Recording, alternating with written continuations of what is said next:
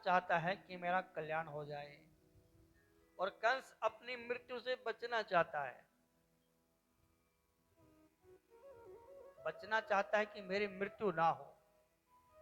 जो ऐसा चाहता है कि मेरी मृत्यु ना हो कभी भी, तो उसको समझ लो कि वो कंस है। और जो अपनी मृत्यु को सुधारना चाहता है, इस संसार को छोड़ करके भगवान के साथ जुड़ना चाहता है संत और सदगुरु के माध्यम से, तो समझ लो वो परीक्षित है। बस ये भेद है और कुछ नहीं। तो हम कथा सुनते रहते हैं, हम तो सुनते सुनते बूढ़े हो गए, बाल सफेद हो गए, तो परीक्षित कब बनेंगे?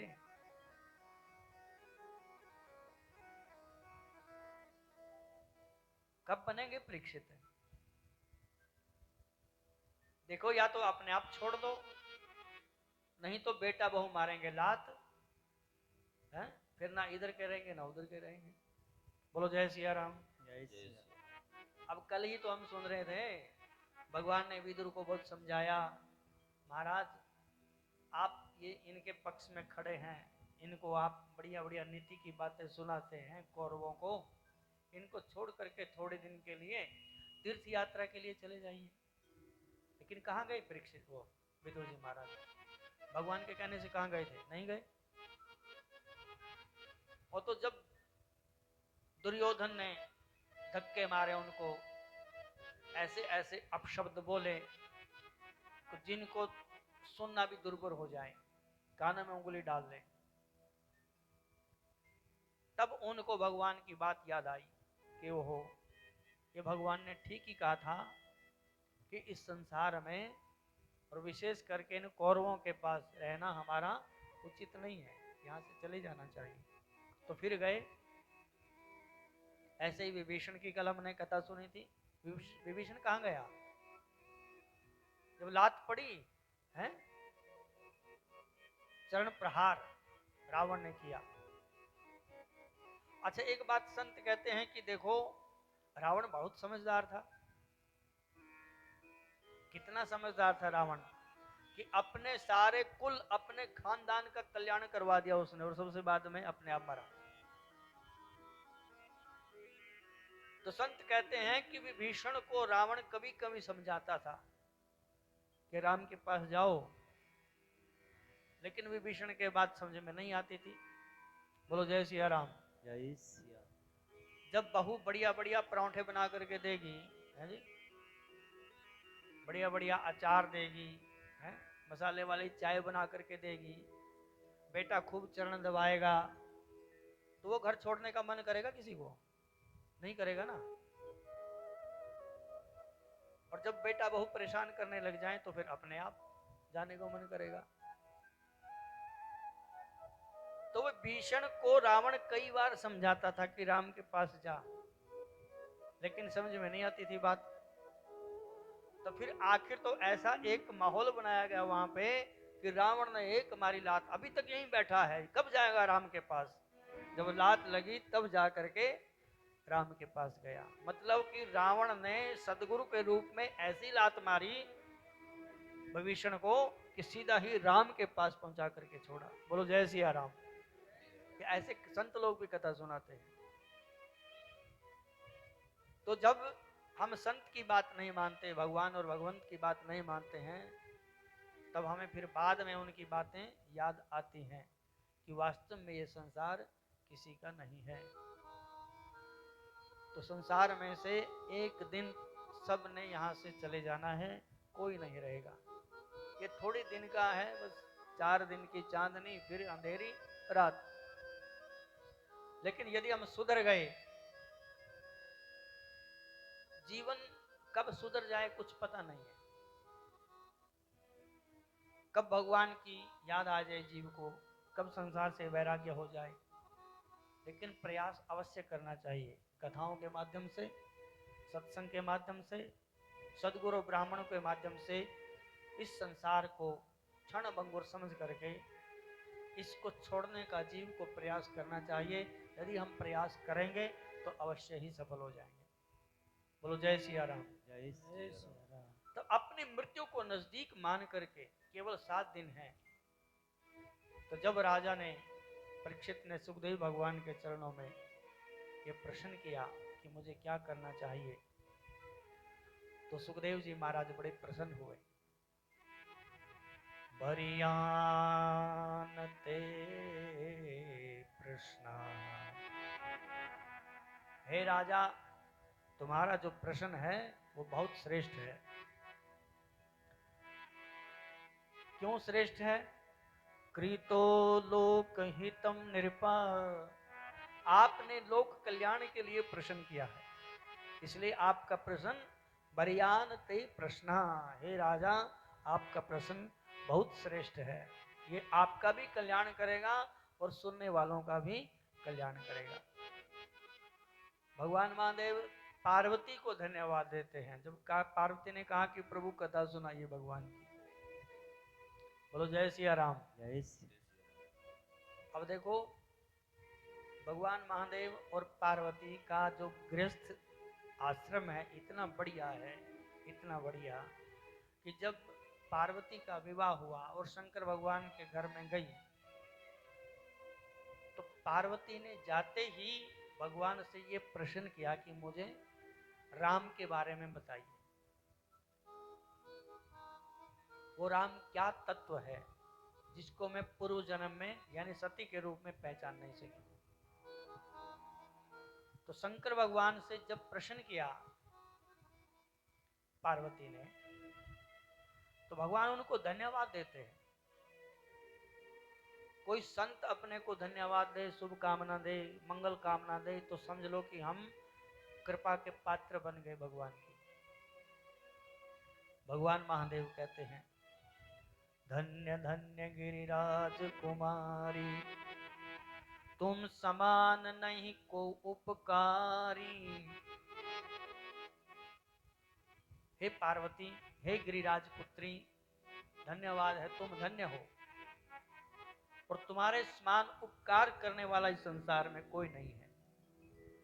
पार्वती ने बोला कि मैंने कौन सा उपकार किया प्रभु, थोड़ा सा बताइए। तो भगवान कहते हैं पूछे रघुपति कथा प्रसंगा, सकल लोक जग पावनी गंगा। आपने भगवान की कथा का प्रसंग पूछकर जो कथा सारे लोगों को पवित्र करने वाली है, देवी आपने बहुत बड़ा उपकार कर दिया है, इसलिए आपको धन्यवाद। प्रश्न अपने लिए नहीं बल्कि समाज के लिए होना चाहिए।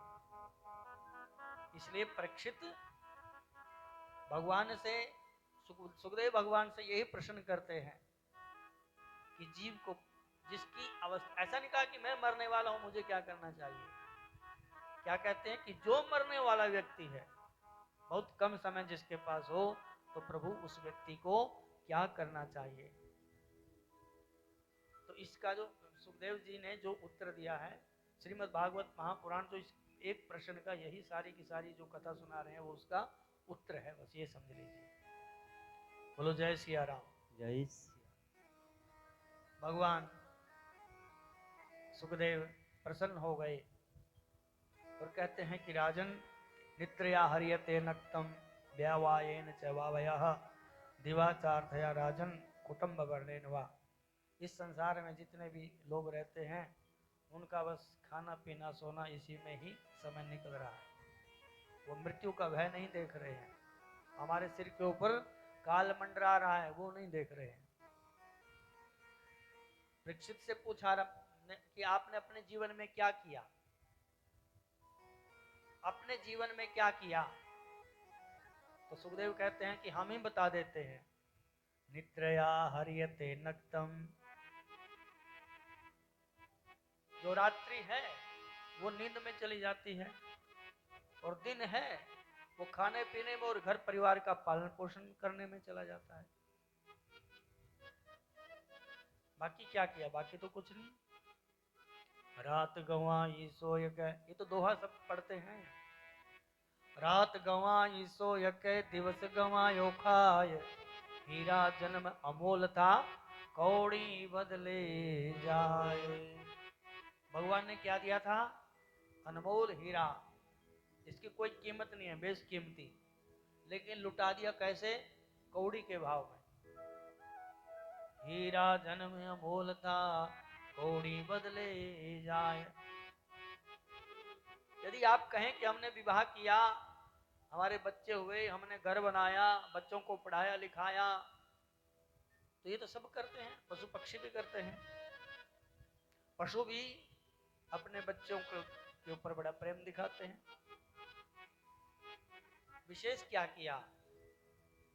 जिसने भगवान का भजन नहीं किया, धर्म नहीं किया, तप नहीं किया, त्याग नहीं किया, तपस्या नहीं की, पितरों का तर्पण नहीं किया, देव पूजन नहीं किया, संध्या वंदन नहीं की, हवन नहीं किया, यज्ञ नहीं किया, तो वो तो इस संसार में ऐसे ही आया और ऐसे ही ना आया।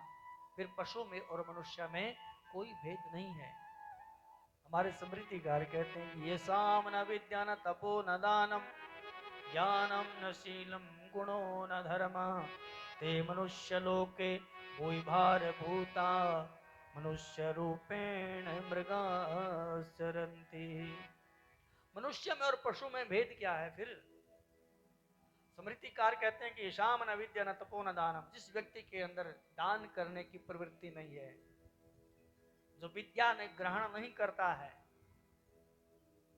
जो तपस्या नहीं कर सकता, तपस्या नहीं करता है, जिसके अंदर ज्ञान विवेक नहीं है, जिसका शील स्वभाव अच्छा नहीं है, तो स्मृतिकार कहते हैं कि देखने में तो मनुष्य है वो, लेकिन मनुष्य होते हुए वो पशु के ही समान है। बोलो जय सिया राम। तो स्मृतिकार अपने को क्या करते हैं? गालियां देते हैं जिसका जीवन ऐसा होता है। यह मनुष्य होने के लक्षण हैं कि मनुष्य कैसा होना चाहिए। दान की वृत्ति होनी चाहिए, सत्कर्म की वृत्ति होनी चाहिए। बोलो जय सिया राम। जय सिया। आप गर्मी के दिनों में किसी को कोई प्यास आया, आपकी डोरबेल बजा दी, तो आप बाहर निकल के आए, पानी पिला दो, तो पानी पिला दिया आपने उनको, खूब बढ़िया पानी पिलाया, वो गदगद हो गया, उसने कहा धन्यवाद भाई साहब आपका, तो कितनी खुशी होती है। मात्र एक पानी का गिलास पिलाने से कौन सा धर्म हो गया, उससे ही इतनी खुशी होती है जीव को। और किसी कुत्ते को डंडा मार दिया, सारा दिन दिमाग खराब रहेगा। डंडा मार दिया, कुत्ता चिल्लाता चिल्लाता वहां से भागा, तो आपको शांति नहीं मिलेगी सारा दिन। तो दुष्कर्म करने से, असत कर्म करने से, पाप कर्म करने से जीव को कभी भी शांति नहीं मिलती है। और धर्म का यदि छोटा सा भी काम कर लेता है तो सारा दिन उसका मन बुद्धि चित्त प्रफुल्लित रहता है हमेशा। तो धर्म जीव के साथ जाता है। जिसने इस संसार में आकर के धर्म कर्म नहीं किया, ऐसे ही संसार में आए और ऐसे ही इस संसार में नहीं आए। हम कल बता रहे थे कि व्यक्ति को 6 काम करने चाहिए हर रोज। आप 6 में से 5 तो करते होंगे, 5 नहीं 4 तो करते होंगे। नियम बनाना चाहिए। जब तक जीवन में नियम नहीं होगा तो जीवन बेकार है। कुछ भी नियम बना लीजिए आप। यही नियम बना लो कि बिना नहाए नाश्ता नहीं करेंगे। ये तो बहुत बड़ा नियम नहीं है, एक ये नियम बना लीजिए बस पक्का, कि हम कभी बिना स्नान किए हुए नाश्ता नहीं करेंगे, भोजन नहीं करेंगे, कुछ भी हो जाए चाहे। जब तक हम हनुमान चालीसा का पाठ, भगवान की आरती, माता रानी की ज्योत नहीं जला देंगे तब तक भोजन नहीं करेंगे। नियम बना लो। जब तक हम सुंदरकांड का पाठ नहीं कर लेते प्रतिदिन तब तक भोजन नहीं करेंगे। नियम बना लो। जीवन में एक नियम भी आ जाता है तो जीव का कल्याण हो जाता है। लेकिन नियम जीवन में नहीं है, संयम जीवन में नहीं है, तो फिर हम कैसे सोच सकते हैं कि हम परम गति के अधिकारी होंगे। बोलो जय सिया राम। जय सिया। यदि आप ऐसा सोचते हैं कि हमारे बेटा हमारे लिए पिंडदान करेंगे, तर्पण करेंगे, गया जी में जाकर के श्राद्ध कर देंगे और फिर हमारा कल्याण हो जाएगा, यदि हम ऐसा सोचते हैं तो ये सोच हमारी गलत है। गौकर्ण ने अपने भाई के लिए पिंडदान किया, श्राद्ध किया जाकर के गया जी में, क्या उसको मुक्ति मिली? बोलो, मुक्ति मिली पिंडदान करने से? और आप जब गरुड़ पुराण की कथा सुनते हैं, उसमें एक कथा आती है कि राजा बब्रुवाहन नाम का एक राजा है, उसने किसी प्रेत के लिए पिंडदान किए, और वो प्रेत जो पूर्व जन्म के, उसने अपनी कहानी सुनाई। राजा ने पूछा कि प्रेत क्यों बन गए? उसने कहा कि महाराज, मैं अग्रवाल परिवार में मैं पैदा हुआ था, सुदेव मेरा नाम था, मैंने अपने जीवन में बहुत सारे सत्कर्म किए जो एक व्यक्ति को करने चाहिए। मैं दान करता था, मैं धर्म करता था, मैं भूखे व्यक्तियों को भोजन करवाता था, मैं पेड़ लगवाता था, मैं जहां पर पानी नहीं होता पानी की व्यवस्था करता था, मैं धर्मशाला भी बनवाई। इतने सत्कर्म करने के बाद भी मुझे प्रेत की योनि मिली, क्योंकि मेरे पिंडदान क्रियाक्रम इत्यादि नहीं हुए। तो राजा ने कहा कि हम कर सकते हैं? तो प्रेत बोलता है कि हाँ महाराज, यदि आप मेरे लिए पिंडदान क्रियाक्रम श्राद्ध तर्पण करेंगे तो मुझे अवश्य ही सदगति मिलेगी। तो राजा बब्रुवाहन ने अपने ब्राह्मणों को बुला करके उस प्रेत के लिए पिंडदान दिए, क्रियाक्रम किया, उसको सदगति मिल गई। उसका तो प्रेत भाव छूट गया और धुंधुकारी का नहीं छूटा। बोलो जय सिया राम। जय सिया राम। अब कारण क्या है? यहाँ पे ये कथाएं अपने को बताती हैं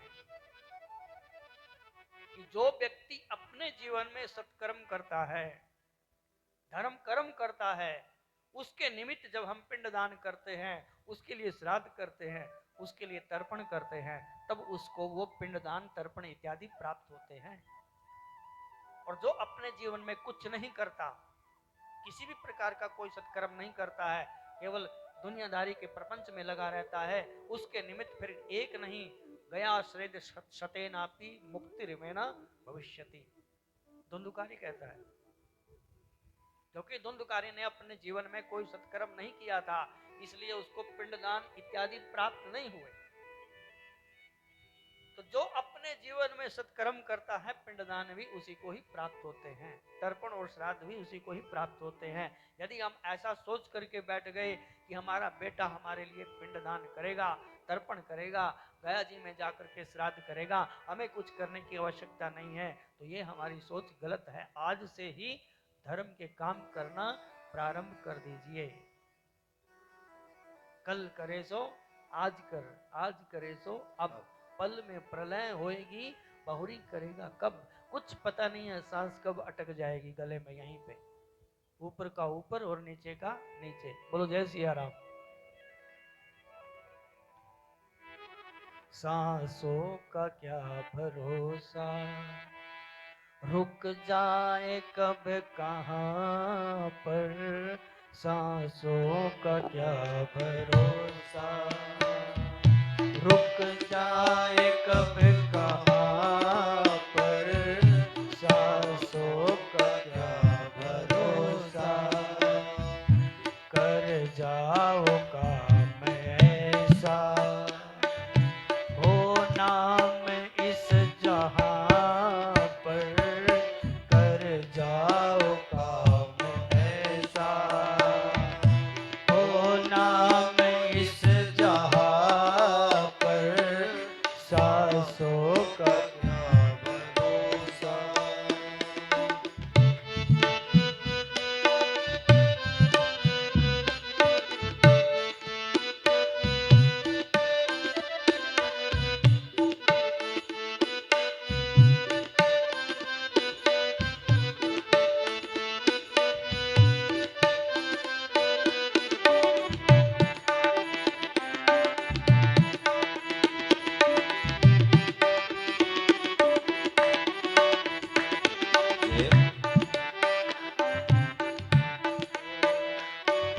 मत हंस कभी किसी पे, न सता कभी किसी को, मत हंस कभी किसी पे, न सता कभी किसी को, ना जाने कल को तेरा, ना जाने कल वो तेरा,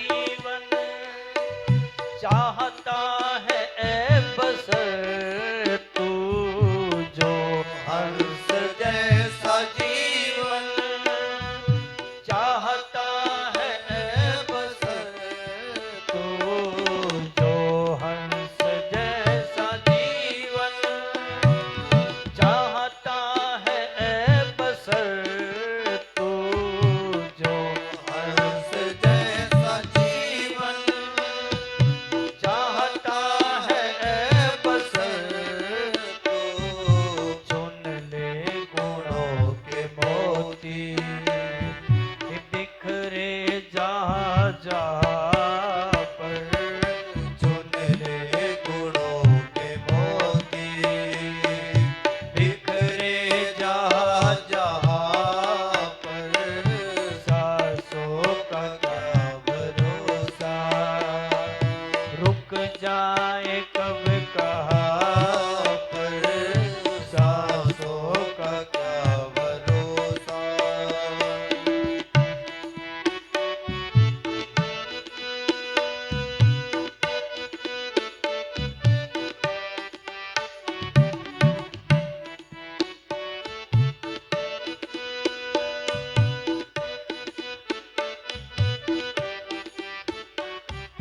कर कर्म इतना ऊंचा जो बुलंदियों को छू ले कर कर्म इतना ऊंचा जो बुलंदियों को छू ले कर कर्म इतना ऊंचा जो बुलंदियों को छू ले कर कर्म इतना ऊंचा जो बुलंदियों को छू ले इज्जत से नाम तेरा आ जाए हर जुबां पर इज्जत से नाम तेरा आ जाए हर जुबां पर सांसों का क्या भरोसा रुक जाए कब कहाँ पर सांसों का क्या भरोसा सांसों का क्या भरोसा सांसों का क्या भरोसा सांसों का क्या भरोसा। कुछ पता है, कुछ पता नहीं। अब आप सब सुनते तो हैं, भैया क्या बताएं, फोन पे क्या बताएं, बस उठे थे बाथरूम में गए थे और बाथरूम से बस बाहर ही नहीं आए। बोलो जय सिया राम। जय सिया कोई बोलेगा चाय का कप रखा था आगे, चाय का कप भी पी नहीं सके। कोई बोलेगा कि रात को ठीक ठाक भोजन करके सोए थे और सोते सोते ही रह गए। बोलो जय सिया राम। पता है कुछ? इसलिए मृत्यु का कोई भरोसा नहीं है। हर श्वास को आखिरी श्वास समझ करके जीना चाहिए। सुखदेव भगवान कहते हैं कि राजन, भगवान से संबंध बनाने का तरीका क्या है वो बता रहे हैं। तस्मात् सर्वात्मना राजन, तस्मात् भारत सर्वात्मा राम भगवान ईश्वरो हरि। हे राजन ध्यान से सुनो। श्रोतव्यः समर्तव्यः कीर्तितव्यश्चक्षता भयम्। यदि अभय पद प्रदान पाना चाहते हैं, मृत्यु से बचना चाहते हैं, तो भगवान के साथ संबंध जोड़ लेना चाहिए। तो भगवान के साथ संबंध जोड़ने के 3 तरीके बताए हैं। श्रोतव्यः, भगवान के बारे में सबसे पहले सुनो। समर्तव्यः, उनका स्मरण करो। कीर्तितव्यः, उनका कीर्तन करो। जय सिया राम। आज तो हमारे खेड़ा मंदिर के महिला मंडल वाले भी सारे आए हुए हैं। बहुत स्वागत, मंगल कामना आपके सबके लिए। आप सब कुर्सी पे बैठने वाले हैं और कुर्सी की व्यवस्था हो जाए। हाँ ठीक है, यहाँ बैठिए आप, पर पिलर के पीछे नहीं बैठाना है इनको, इधर बैठा दो चाहे है। हाँ, थोड़ा थोड़ा ध्यान रहेगा। बोलो जय सिया राम। जय सिया। तो भगवान से संबंध जोड़ने का तरीका क्या है? सुखदेव भगवान कहते हैं कि श्रोतव्याः, सबसे पहले सुनना चाहिए। जिसके बारे में सुनेंगे उनके साथ हमारा संबंध हो जाएगा, उधर हमारा आकर्षण हो जाएगा। सुनेंगे नहीं तो आकर्षण क्या होगा? श्रोतव्याः, उसके बाद कीर्तितव्याः। पहले सुनो, अगर कोई सुनाने वाला ना मिले, सुनने वाला कोई मिल जाए तो उसको फिर भगवान के बारे में सुनाइए। हमारे भगवान ऐसे, हमारे भगवान ऐसे, उनकी कथाएं सुनाइए। और ना कोई सुनाने वाला मिले, ना कोई सुनने वाला मिले, तब क्या करें? फिर उनकी लीलाओं का चिंतन करना चाहिए, स्मरण करना चाहिए। स्मर्तव्याः, फिर उनका सुमरन कीजिए। तो 3 प्रकार से भगवान के साथ संबंध जोड़ लीजिए, क्योंकि क्षण भंगुर जीवन की कलिका, कल प्रात को जाने खिली ना खिली। जो शरीर रूपी कलिका है, शरीर रूपी जो फूल है, जैसे कमल होता है ना, कमल रात को बंद हो जाता है, सवेरे खिल जाता है। तो संत कहते हैं कि क्षण भंगुर जीवन की कलिका, कल प्रात में जाने खिली ना खिली। मलयाचल की सुची शीतल मंद, सुगंध समीर चली न चली। कलिकाल कुठार लिए फिरता, तन नम्र है चोट झिली न झिली। जप ले हरि नाम मेरी रसना, फिर अंत समय में हिली न हिली। अंत समय में भगवान का नाम याद आएगा कि नहीं आएगा, कोई गारंटी है? अब नाम किसका याद आएगा? सबसे अंत में, जब शरीर से प्राण निकलते हैं तो नाम किसका याद आएगा? कौन याद आएगा? जिससे हमारा बहुत ज्यादा लगाव होगा, प्रेम होगा। यदि बेटे में प्रेम होगा तो बेटा याद आएगा, यदि बहू में प्रेम होगा तो बहू याद आएगी, और यदि पोते में प्रेम होगा तो पोता याद आएगा। और कहीं छुपा करके धन रखा होगा, छुपा करके रखते हैं ना,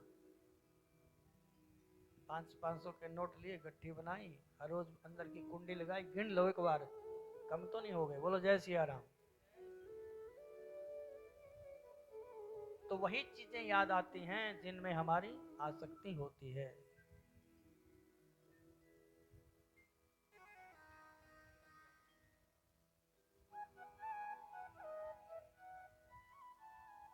बोलो जय सिया राम। एक माता जी अपने बेटे से बहुत प्रेम करती थी, मरणासन पे आ गई। अब बेटा गया हुआ था फौज में, फौज में से छुट्टी लेकर के कैसे आए?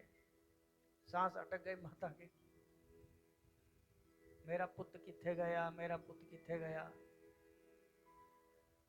अब सारे पड़ोसी इकट्ठे हो गए, माता क्या करें? तो बोले माता राम राम बोल। बोले नहीं, मेरा पुत्र किथे गया, मेरा पुत्र किथे गया, यही बोले वो। अब किसी ने विचार किया कि क्या करना चाहिए, तो बोले माता जी राम राम बोलो। तो वो नहीं बोले, नहीं बोल सकते।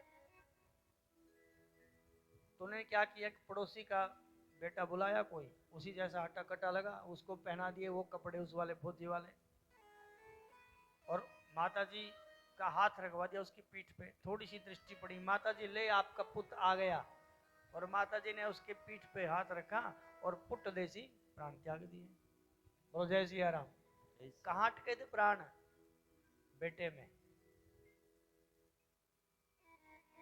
तो अंत काल में वही याद आता है जिससे हमारा परम प्रेम होता है।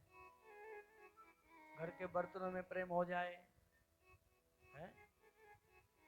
घर में प्रेम हो जाए, किसी किसी का तो काम वाली के साथ प्रेम हो जाता है, तो फिर अगले जन्म में क्या बनेंगे? बोलो जय सिया राम। क्या बनेगा अगले जन्म में? है?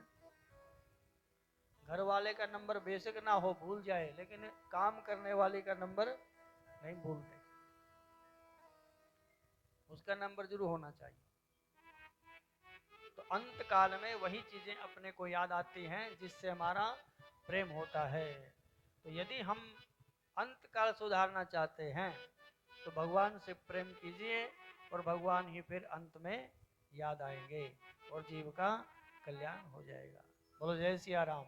जय सिया तो भगवान कैसे याद आएंगे? जब हम भगवान के साथ संबंध जोड़ लेंगे। 3 तरीके हैं भगवान से संबंध जोड़ने के। श्रोतव्यः, सुनना चाहिए। आज तक ऐसा कोई भी साधु संत नहीं हुआ जिसने भगवान की प्राप्ति की और बिना सुने कर ली हो। भगवान के बारे में पहले सुना, फिर भगवत प्राप्ति हुई। पहले उनके बारे में सुनिए, और सुनाने वाला कोई ना मिले फिर सुनाओ, और सुनाने ना मिले वाला भी कोई ना मिले तो उनका चिंतन करना चाहिए भगवान की लीलाओं का। तो संत कहते हैं कि शरीर का कोई भरोसा नहीं है, क्षण भंगुर जीवन की कलिका कल प्रात में जाने, खिली ना खिली कलिकाल कुठार लिए फिरता। वो काल बली है ना, कुल्हाड़े लिए घूम रहा है, और जब टाइम देखेगा टक करके पीछे से प्रहार करेगा, और तन नम्र है चोट झिली ना झिली। फिर उस काल बली के कुठार की चोट को हम सहन नहीं कर पाएंगे। इसलिए भगवान के साथ संबंध जोड़ लेना चाहिए। तो भगवान का साथ संबंध जोड़ना चाहिए और 4 चीजों का अभ्यास करना चाहिए। कौन से? आसन का, आसन पर विजय प्राप्त कीजिए। जित आसनो जित श्वासो जित संगो जितेंद्रियः। सुखदेव भगवान कहते हैं कि जित आसनो, सबसे पहले आसन को जीतो, आसन पक्का कीजिए अपना। ऐसा नहीं है 10 मिनट बैठे फिर पैर इधर निकाल दिए और पैर इधर निकाल दिए, चौकड़ी मार के बैठ के बिना हिला डुले अभ्यास कीजिए 3 घंटा 36 मिनट। बोलो जय सिया राम। जय सिया। मेरे पास कल एक फोन आया अखबार वालों का, एक अखबार वाले भाई साहब हैं, वो कहते हैं कि गुरुजी आप कथा करते हैं आजकल। मगर आजकल क्या भाई, बड़े दिन हो गए हमको तो कथा करते हुए। तो बोले ज्यादा से ज्यादा कितनी देर बैठते हैं आप? मगर 6 घंटा। अब 6 घंटे का तो अभ्यास है, देखा हुआ है। कहता हम तो थोड़ी देर में थक जाते हैं, यह राज क्या है, अब क्या बताएं? तो हमने कहा कि भागवत की कथा सुनो। सुखदेव भगवान कहते हैं कि जित आसनो, सबसे पहले आसन के ऊपर विजय पाइए। जब आपका आसन सिद्ध हो जाएगा 3 घंटा 36 मिनट का, जब आप 3 घंटे 36 मिनट एक ही आसन पर बिना हिले डुले बैठेंगे, तब आपका ध्यान लग सकता है। और नहीं तो कोई ध्यान लगा रहे हैं, कोई योग कर रहे हैं, सब क्या है, ढकोसले हैं। ध्यान ऐसे थोड़ी लगता था। अष्टांग योग में ध्यान जो है वो 7वें नंबर पे है। जब पतंजलि महाराज ने योग की बातें बताई हैं, उसमें जो ध्यान है, सीढ़ियां उसकी, यम, नियम, आसन, प्राणायाम, प्रत्याहार, धारणा, निधिध्यासन, तब जाकर के ध्यान आता है और फिर समाधि लगती है। तो हम पहले छलांग 7वें नंबर पे लगाते हैं। 1 2 3 4 5 6 7, 7वीं पौड़ी पे चढ़ेगा एकदम कोई? असंभव। तो सुखदेव जी कहते हैं कि जित आसनो, सबसे पहले राजन आसन को जीतिए। जित श्वासो, श्वास के ऊपर काबू पाइए प्राणायाम के माध्यम से। जित संगो, आसक्ति का परित्याग की दीजिए, आसक्ति छोड़ दीजिए। और जितेंद्रिय, जो हमारी इंद्रियां कभी रसगुल्ला मांगती हैं, कभी समोसा मांगती हैं, और समोसा भी ऐसे ही मांगे। बोली चॉइस की दुकानें होती हैं, है? सिंधी स्वीट का लेके आना है। कोई बोलेगा 28 में तो गोपाल है हमारा, बोले गोपाल से लेके आना, लो। जब हम अपने खाने पीने की चीजों के ऊपर भी नियंत्रण नहीं कर सकते तो भगवान तो बड़ी दूर की बात है भाई। जितेंद्रिया, जो मिल जाए भोजन, भोजन प्रसाद जो मिल जाए उसी में व्यक्ति को संतोष कर लेना चाहिए। जितेंद्रिय, खाना पीना सोना, ये विवेक पूर्वक जीव को रहना चाहिए। किस समय उठना है, किस समय सोना है। इंद्रियों के ऊपर काबू पाइए। तो 4 चीजों के ऊपर काबू पाना है। आसन, श्वास, आसक्ति, घर परिवार में जो लगी हुई है उसको हटाइए धीरे धीरे। और उसके बाद जितेंद्रिय, जितेंद्रिय बनो। उसके बाद फिर भगवान का ध्यान करो, फिर भगवान का ध्यान लगेगा। पहले भगवान का स्थूल ध्यान, फिर भगवान का सूक्ष्म ध्यान। ध्यान के बिना बात बनने वाली नहीं है। हमारे बीच में गढ़वाल सभा चंडीगढ़ के जो महिला प्रकोष्ठ हैं उनके प्रधान जी श्रीमती रेखा रावत जी व अन्य महिला मंडल यहाँ पर पहुँचे हुए हैं। हम देवालय पूजी परिषद की तरफ से, और हमारे जो प्रधान जी बैठे हैं यहाँ पे यशपाल तिवारी जी, आपका भी इस कथा में सहयोग है। ब्राह्मण सभा की ओर से, परिषद की ओर से आपका बहुत बहुत अभिनंदन, बहुत बहुत स्वागत है। भगवान आपको हमेशा सुखी रखें और इसी प्रकार से सत्कर्म में आपको लगाए रखें। मैं अपने महिला मंडल की कुछ सदस्यों से भी अनुरोध करूंगा कि पंडित जी के पास जाकर के उनका सम्मान करें। बोलो जय सिया राम।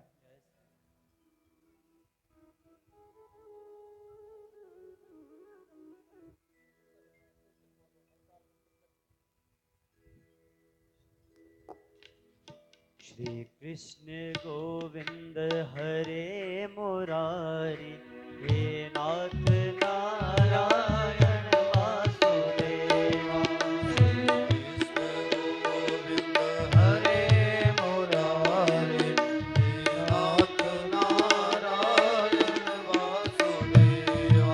श्री कृष्ण गोविंद हरे मुरारी, हे नाथ नारायण वासुदेवा।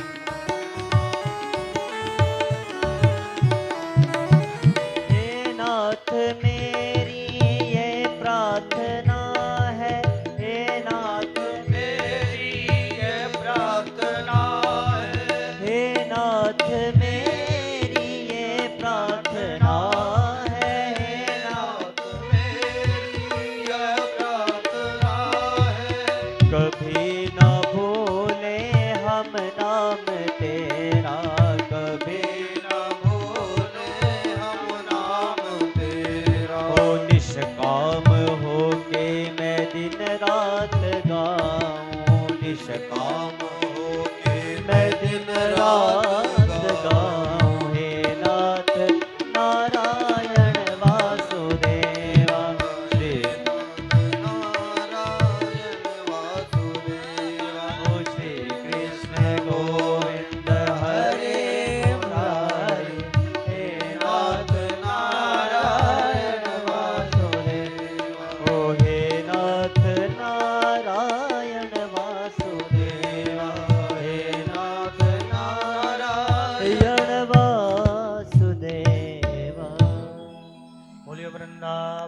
बिहारी लाल की जय।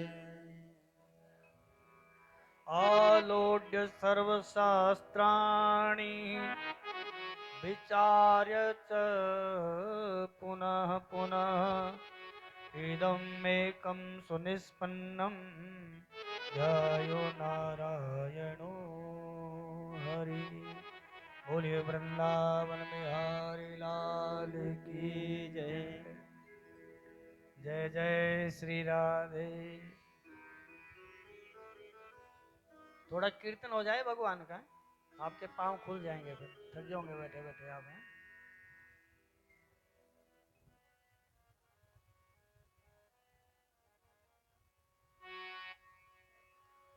बोलो वृंदावन बिहारी लाल की जय। सखी कहती है, गोपी आप सभी गोपियां हैं अभी हैं, बोलो जय सिया राम। जय सिया राम। कि जब से कन्हैया मेरी आंखों में बसे हैं कुछ अच्छा नहीं लगता है। ये नैनन में श्याम समाए गो, मोहे प्रेम का रोग लगाए गो। नैनन में श्याम समाए गो, मोहे प्रेम का रोग लगाए गो। ओ मोहे तन में श्याम समाए गो, मोहे प्रेम का रोग लगाए गो। ये नैनन में श्याम समाए गो, मोहे प्रेम का रोग लगाए गो। ओ नैनन में श्याम समाए गो, मोहे प्रेम का रोग लगाए गो।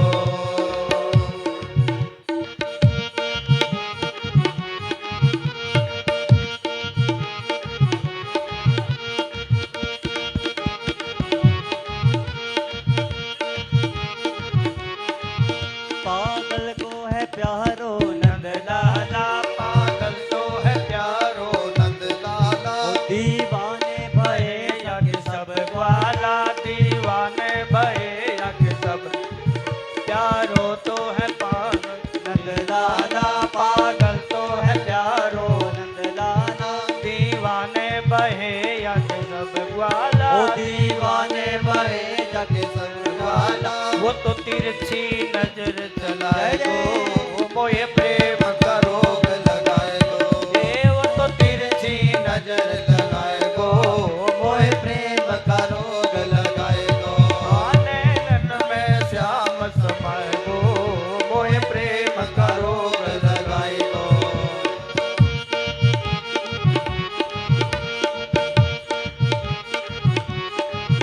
मिट जाऊंगी श्याम तेरी मटकन पे, मिट जाऊंगी श्याम तेरी मटकन पे, बिक जाऊंगी श्याम तेरी अलकन पे, बिक जाऊंगी श्याम तेरी अलकन पे, वो मिट जाऊंगी श्याम तेरी मटकन पे, मिट जाऊंगी श्याम तेरी मटकन पे, बिक जाऊंगी श्याम तेरी अलकन पे, बिक मिट जाऊंगी जाऊंगी श्याम तेरी अलकन पे। वो तो तिरछी नजर चलाए गो, मोहे प्रेम का रोग लगाए गो। वो तो तिरछी नजर चलाए गो, मोहे प्रेम का रोग लगाए गो। ये नैनन में श्याम समाए गो, मोहे प्रेम का रोग लगाए गो। नैनन में श्याम समाए गो, मोहे प्रेम का रोग लगाए गो। मोहे प्रेम करो रोग लगाए गो, मोहे प्रेम का रोग लगाए गो। बोलो वृंदावन बिहारी लाल की जय। जय जय श्री राधे। इसका मतलब है कि आप अभी थके नहीं हैं, आराम से बैठे हैं। हाँ, भगवान की कथा में ऐसे ही बैठ करके अभ्यास करना चाहिए। ऐसा नहीं सोचना चाहिए कि बहुत देर हो गए बैठे हो। जितना अभ्यास बनेगा उतना बढ़िया रहेंगे आप। प्रेम से बोलो जय सिया राम। जय सिया। तो सुखदेव भगवान कहते हैं कि राजा को कि आलोड्य सर्वशास्त्राणि विचार्य च पुनः पुनः, सारे शास्त्रों का आलोडन करके देख लिया और पुनः पुनः विचार करके भी देख लिया, तो एक ही निष्कर्ष निकला क्या कि नारायण भगवान का ध्यान भजन करना चाहिए और कुछ नहीं। कहीं कथा के माध्यम से, कहीं दृष्टांत के माध्यम से एक ही बात सामने आई है कि ध्यायो नारायण हरि, नारायण भगवान का जीव को भजन करना चाहिए। और यहाँ पर सुखदेव भगवान ने अपने गुरु जी का, भगवान श्री कृष्ण जी का स्मरण किया, उनका ध्यान किया, भागवत जी के लक्षण बताए और सबसे पहले विदुर जी महाराज का चरित्र सुनाया। विदुर और मीरा का चरित्र सुनना चाहिए, बार बार सुनना चाहिए। भक्तों की कथा सुननी चाहिए, क्योंकि भक्तों की कथा सुनने से भगवान की भक्ति हृदय में आती है, भगवान से संबंध होता है कि मीरा के ऊपर भगवान ने कैसी कृपा की, कबीर साहब के ऊपर भगवान ने कैसी कृपा की, रैदास के ऊपर भगवान ने कैसी कृपा की। इनके पास कोई बहुत बड़े साधन नहीं थे, केवल भगवत प्रेम था इनके पास। और जीव के पास जब भगवत प्रेम होता है तो सारे साधन शून्य पड़ जाते हैं।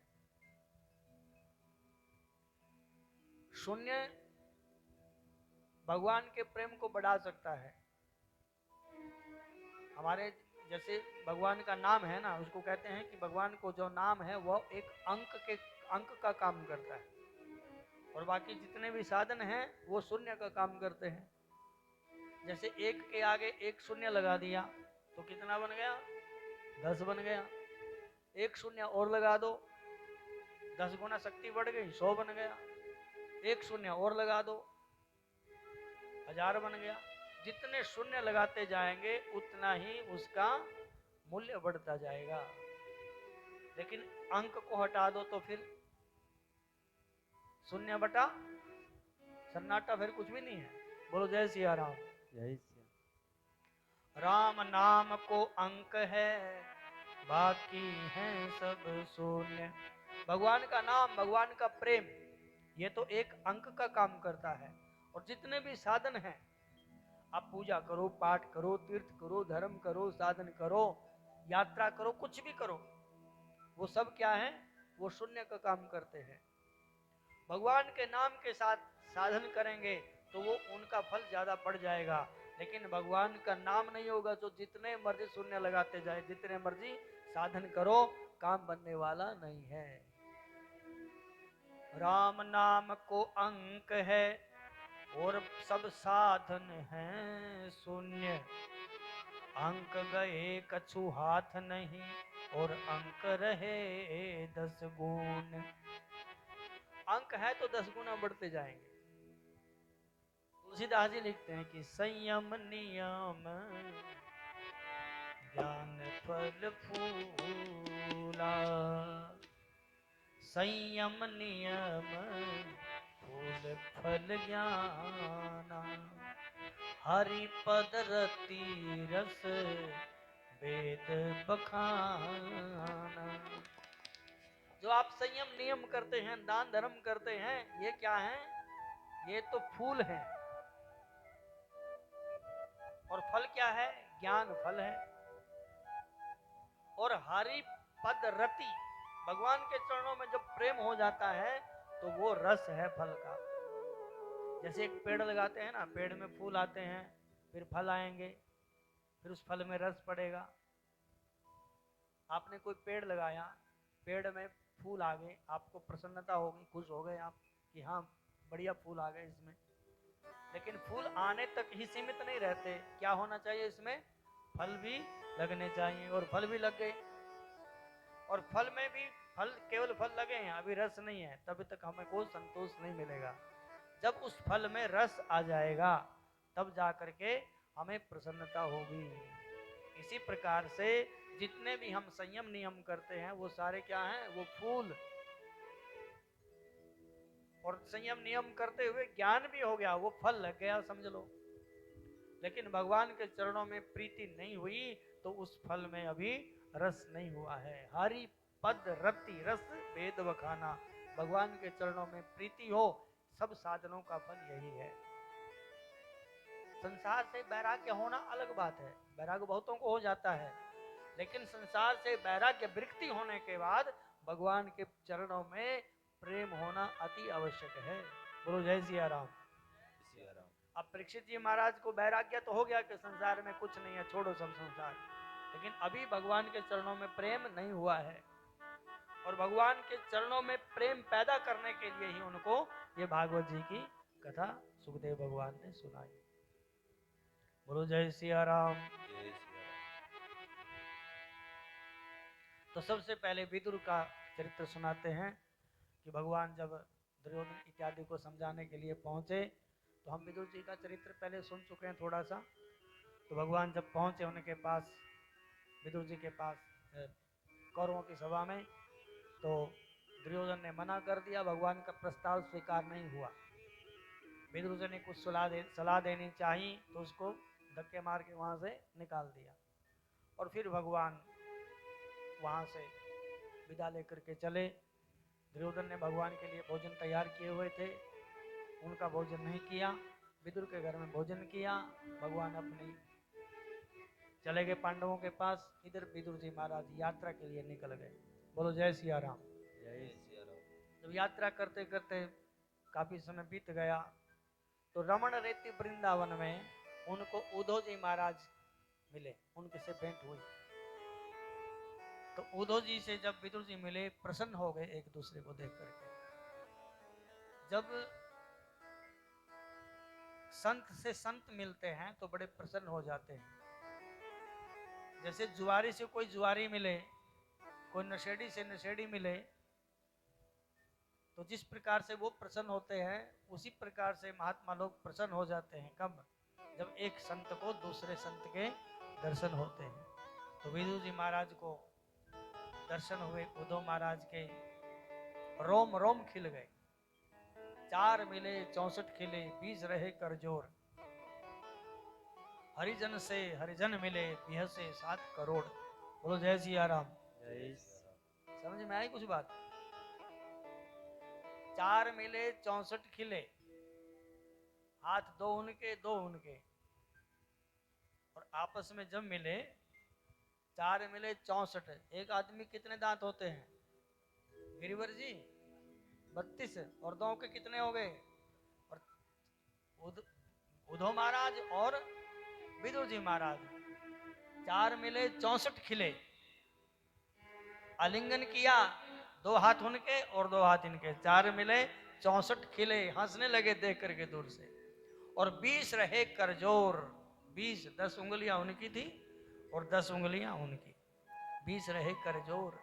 हाथ जोड़ करके प्रणाम किया।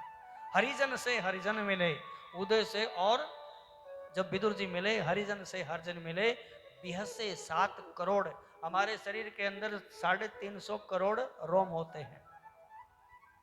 एक आदमी की गिनती में 350 करोड़ रोमावली की गिनती है ये। और दोनों के मिलके कितने हो गए? 7 करोड़। हरिजन से हरिजन मिले, बिहसे खुश हो गए 7 करोड़, इतने प्रसन्न हो गए। तो फिर वहां पर धर्म कर्म की चर्चा हुई। विदुर जी महाराज को जब पता लगा कि हमारे भगवान यहाँ से चले गए हैं, तो विदुर ने कहा उद्धव जी महाराज को कि हमें आप भागवत की कथा सुनाओ। तो उन्होंने कहा कि भैया हम आपको भागवत की कथा नहीं सुना सकते, क्योंकि हम भगवान के वियोग में अभी बड़े संतप्त हैं, कथा नहीं सुना सकते। हाँ, आपको कथा सुनाने के लिए एक महात्मा बैठे हैं। कहाँ? गंगा के किनारे पर, मैत्रेय जी महाराज। बहुत सुंदर आश्रम है मैत्रेय जी महाराज का। और जो भगवान ने आखिर में उपदेश दिया वो मैत्रेय जी ने मेरे साथ सुना। तो इसलिए आप वहां जाइए, और भगवान की भी यही इच्छा है। तो मैत्रेय जी के आश्रम में विदुर जी महाराज पहुंच गए। बोलो जय सिया राम। विदुर जी महाराज जब पहुंचे तो मैत्रेय जी ने देखा कि ये साक्षात धर्मराज हमारे आश्रम पर आए। विदुर जी महाराज कौन हैं? धर्मराज हैं। मांडव्य ऋषि के शाप से धर्मराज को दासी के गर्भ में आना पड़ा, तभी तो दासी पुत्र कहलाए। लेकिन धर्म कर्म में बड़े निपुण थे, इतने निपुण थे कि डरते नहीं थे किसी से। और जब उन्होंने धृतराष्ट्र को, दुर्योधन वहीं पर खड़ा है, दुर्योधन वहीं पे खड़ा है, और धृतराष्ट्र को बोलते हैं कि महाराज आप जिसको अपना बेटा बोलते हैं ये आपका बेटा नहीं, आपका पाप है, और आपके घर में घुस करके बैठ गया है। यदि आप अपने कल्याण चाहते हैं, समाज का कल्याण चाहते हैं, राष्ट्र का कल्याण चाहते हैं, तो अपने बेटे का परित्याग कर दीजिए, नहीं तो आपका ये समूल विनाश कर देगा। बोलो जय सिया राम। पुत्र मोह में पड़ करके कभी भी व्यक्ति को अपने राष्ट्र और अपने समाज को गर्त में नहीं डालना चाहिए। अब ऐसे थोड़े कि हम बड़े हैं, हम हमारे पूर्वज पहले राजा महाराजा बने और आगे आगे हमारा बेटा भी राजा बनेगा। अब वो लायक ही नहीं होगा तो कैसे राजा बनेगा? बोलो जय सिया राम। अब कोई बोले कि पप्पू को प्रधानमंत्री बना दो तो बनेगा प्रधानमंत्री? लक्षण होने चाहिए ना उसके अंदर। अब दुर्योधन तो पप्पू है पक्का, उसको राजा बनाने से क्या फायदा? भगवान को तो पता है ये तो सत्यानाश करेगा। बोलो जय सिया राम। गिरिवर जी समझ रहे हैं ना आप? हैं? पुत्र मोह में पड़ करके, और धृतराष्ट्र क्या है? अंधा है और पुत्र मोह में इतना पड़ गया है कि वो चाहता है कि मेरा बेटा ही राज सिंहासन के ऊपर बैठे। अब लक्षण तो है नहीं, एक भी गुण तो है नहीं उसके अंदर, तो डुबोएगा नहीं। तो धृतराष्ट्र को संबोधित करते विदुर जी महाराज कहते हैं कि जो आपका पुत्र है, डरे नहीं वहां पे कि दुर्योधन को इतना खतरनाक आदमी है, मुझे क्या बोलेगा क्या करेगा, नहीं। सचिव वैद गुर तीन जो प्रिय बोलई बयास, राज धर्म तन तीन कर होई बेगी नास। मुंह देख करके नहीं बोलना चाहिए। गुरु वो जो सही जवाब दे अपने शिष्य को, डॉक्टर वो जो सही इलाज करे मरीज का, और मंत्री वो जो सही सलाह दे। सचिव वैद गुर तीन जो प्रिय बोले भय आस। भय और आशा के वश में होकर के यदि ये मीठा बोलते हैं तो समझ लो शरीर भी गया, धर्म भी गया और राज भी गया। तो विदुर ने कहा कि जो आपका बेटा है ये दुर्योधन, ये आपका पुत्र नहीं महाराज, ये आपका पाप है और आपके घर में घुस करके बैठा, ये सत्यानाश करेगा सबका। जब ऐसी बातें बोली तो विदुर को वहां से जाना पड़ा। फिर तो विदुर जी बड़े निडर थे, मैत्रेय जी ने बड़ा स्वागत किया उनका, और विदुर जी ने प्रश्न किया कि प्रभु हम आपके आश्रम पे आए हैं भगवान की कथा सुनने के लिए, इसलिए आपसे हम कथा सुनना चाहते हैं, आप हमें कथा सुनाइए। ये जो संसार में जीव है ये हमेशा, विदुर का प्रश्न है कि सुखाय कर्माणि करोति लोको हो, जो संसार में जितने भी लोग हैं सुख की कामना से कर्म करते हैं लेकिन फिर भी इनके पल्ले दुख ही पड़ता है, प्रभु इसके बारे में हमें आप बताइए। तो सुखदेव जी महाराज, मैत्रेय जी महाराज ने जब उनका प्रश्न सुना तो उन्हें कहा कि ये संसार ऐसा ही है, यहाँ पर जो संसार में आता है इस प्रपंच में ऐसा पड़ जाता है कि वो बंधता नहीं है लेकिन अपने आप को बांधा हुआ मान लेता है बस। वो जो हम हैं, हम ईश्वर के अंश हैं और हम अविनाशी हैं, लेकिन अपने आप को हमने ऐसे मान लिया कि हम संसार में बंधे हुए हैं, संसार ने हमें पकड़ा हुआ है। पकड़ा कोई किसी ने नहीं है। ईश्वर अंश जीव अविनाशी, चेतन अमल सहज सुख राशि, सो मायावश भयो गोसाई, बंध्यो कीर मरकट की नाई। बोलो जय सिया राम। जय सिया राम। आपने देखा होगा कभी बंदर पकड़ने वाला क्या करता है, एक मटकी लेता है छोटी सी मिट्टी की, और उसका मुंह होता है बहुत तंग, जैसे सुराही होती है, उसमें डाल दिए चने भुने हुए बढ़िया और रख दिया जहां पर बंदर घूमते हैं। बंदर आया, हाथ डाला चने की मटकी में, हाथ डाल दिया, हाथ डालने के बाद मुट्ठी भर ली, अब मुट्ठी होगी बंद। जब हाथ खुला था तो मटकी में चला गया, मुट्ठी बंद कर ली, चने मुट्ठी में आ गए, मटकी से बाहर निकले ना। अब बंदर ने ये सोच लिया कि मटकी ने मुझे पकड़ लिया है, बस चने छोड़ता नहीं है और मान लेता है मटकी ने मुझे पकड़ लिया है। यही हाल हमारा है, बस हम छोड़ना नहीं चाहते हैं लेकिन मान लेते हैं कि हम बंधे हुए संसार से। बोलो जय सिया राम। जय सिया राम। सुखाय कर्माणि करोति लोको, ये जितने भी संसार के लोग हैं सुख के लिए कामना करते हैं, काम कर्म करते हैं, लेकिन फिर भी सुख तो नहीं लेकिन दुख ही इनके पल्ले पड़ता है।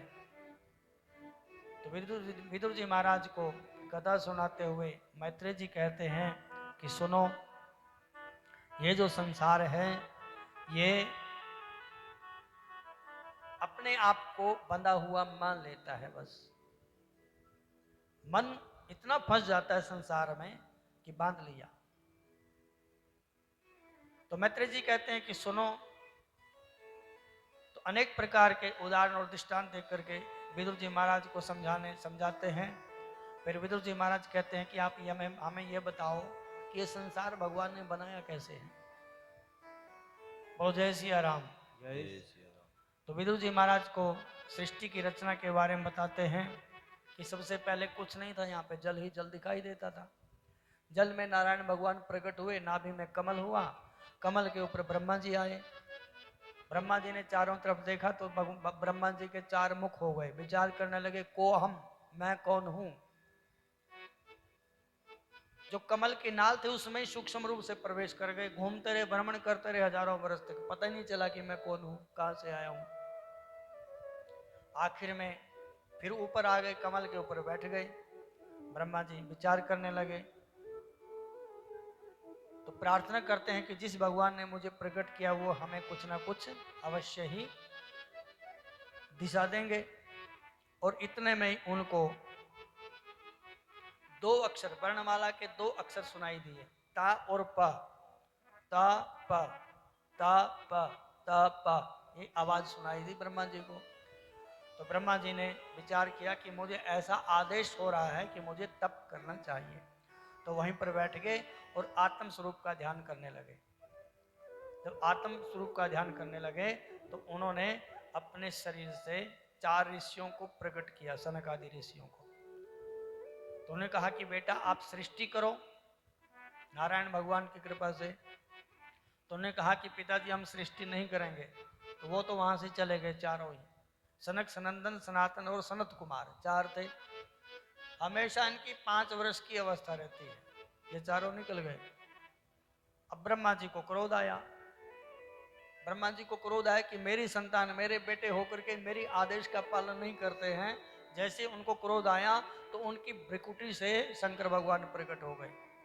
बोलो शंकर भगवान की जय। प्रकट होते ही रोने लगे। ब्रह्मा जी ने कहा कि बेटा चुप हो जाओ।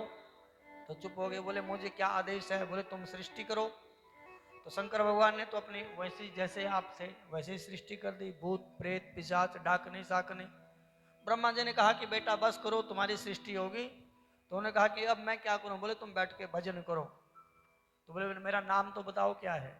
तो बोले ब्रह्मा तुम रोते बहुत हो, रोते रोते प्रकट हुए थे, रोते बहुत हो इसलिए तुम्हारा नाम होगा रुद्र। बोलो रुद्र भगवान की जय। देखो कई चीजें हमारी ऐसी होती हैं कि भगवान के नाम पे हम अपने बच्चों के नाम रख देते हैं?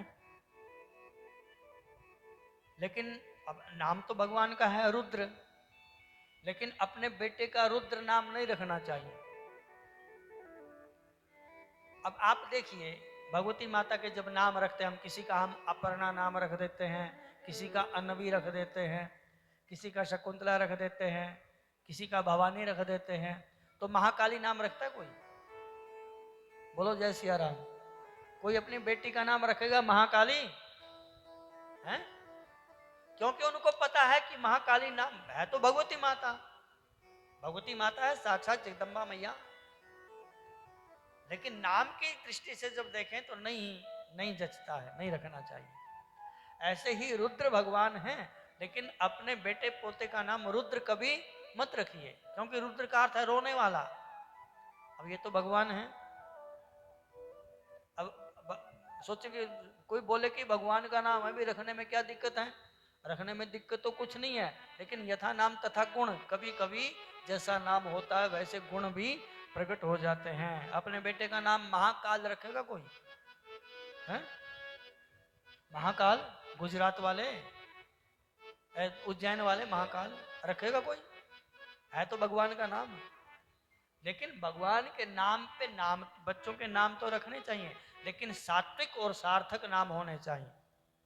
तो ब्रह्मा जी ने अपने बेटे का नाम रख दिया रुद्र।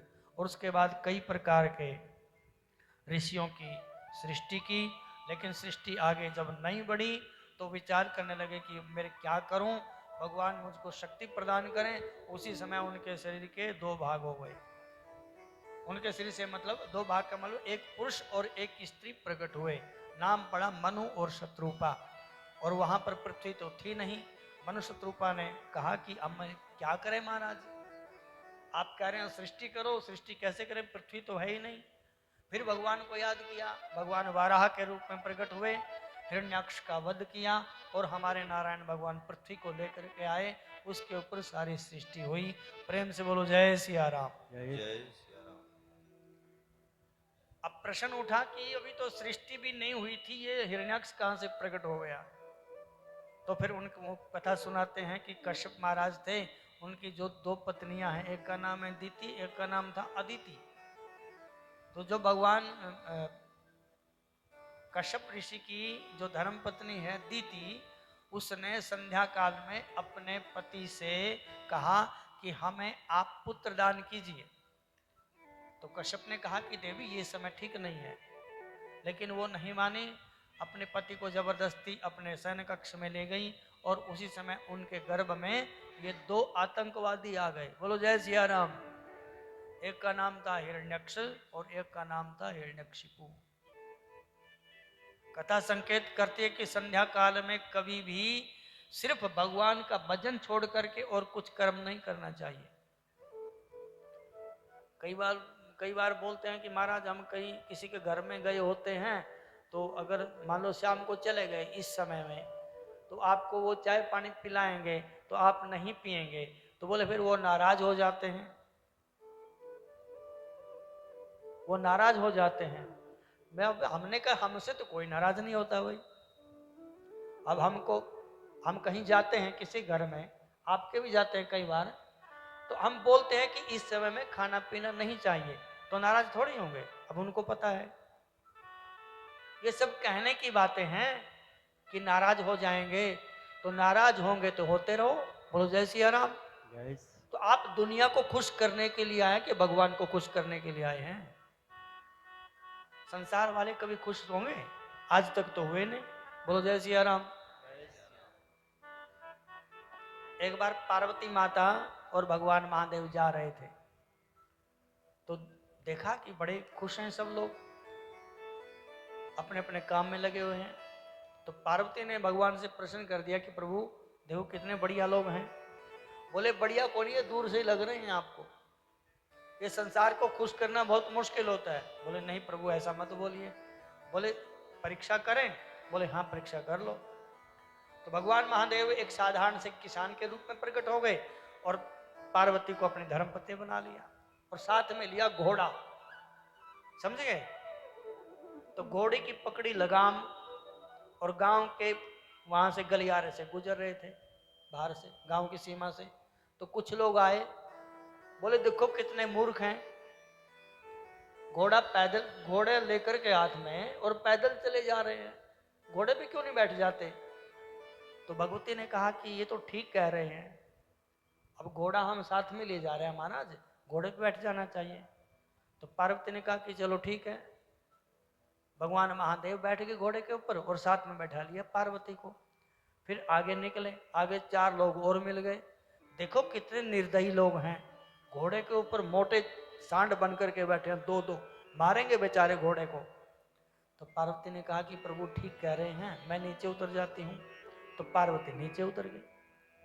इतने फिर आगे बढ़े, बोले देखो ये कैसा आदमी है, धर्मपत्नी को पैदल पैदल चला रखा है, अपने आप घोड़े के ऊपर बैठा हुआ है। अब पार्वती ने फिर सुना कि प्रभु ठीक ही कह रहे हैं ये।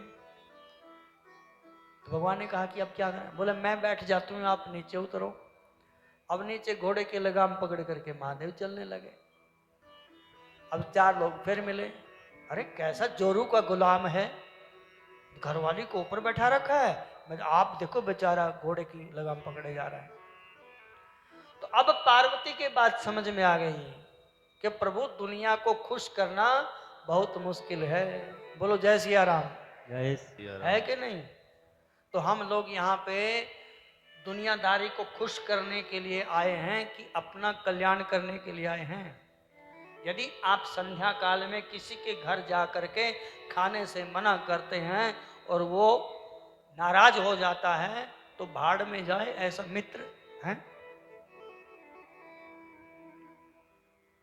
तो हमारी संस्कृति, हमारे संस्कार यही कहते हैं कि संध्या काल में केवल भगवान का भजन करना चाहिए। और भगवान का भजन करने का जो समय है, संध्या बताई गई है। हमारे संध्या बताते हैं, संध्या काल बहुत जरूरी है। जैसे एक पेड़ होता है ना, पेड़ की जड़ में पानी डालेंगे तो तने भी फूलेंगे, पत्तियां भी फूलेंगी, फूल भी लगेंगे और फल भी लगेंगे। और यदि जड़ ही सूख गई तो न तना, न पत्ते, न फूल, न शाखा, कुछ भी नहीं रहेगा। इसलिए हमारे स्मृतिकार कहते हैं जो ब्राह्मण रूपी वृक्ष है, ब्राह्मण वृक्ष हो, संध्या उसका मूल है। संध्या मूल का अन्यत्र, संध्या उसका मूल है। वेदा शाखा, जो वेद है वो उसकी शाखाएं हैं। धर्म कर्माणि पत्र, जो अन्य धर्म कर्म करते हैं, भगवान का नाम जप करते हैं, आप तीर्थ यात्रा करते हैं, दान करते हैं, व्रत करते हैं, ये सब क्या हैं? ये सब पत्ते हैं। इसलिए यतन तो मूलम रक्षणीयम, प्रयत्न पूर्वक मूल की रक्षा करनी चाहिए। मूल क्या है? संध्या, संध्या वंदन करना चाहिए। और यदि मूल ही नहीं रहेगा, न वृक्षो न शाखा, ना वृक्ष रहेगा, ना शाखा रहेगी, ना पत्ते रहेंगे। इसलिए संध्या वंदन बहुत जरूरी है। संध्या वंदन करना चाहिए द्विज मात्र को। अब केवल ब्राह्मणों के लिए नहीं है, ये सबके लिए है। संध्या ये न विज्ञाता, संध्या ये न सेविता। जिसको संध्या का ज्ञान नहीं है, जो संध्या का ठीक रूप से सेवन नहीं करता है, तो क्या बनता अगली योनि में, बताने की जरूरत नहीं है। बस बोलो जय सिया राम। तो संध्या काल में केवल भगवान का भजन करना चाहिए। और नहीं तो घर में हिरण्याक्ष और हिरण्यकशिपु जैसे आतंकवादी आ जाएंगे, ना धर्म को माने ना कर्म को माने।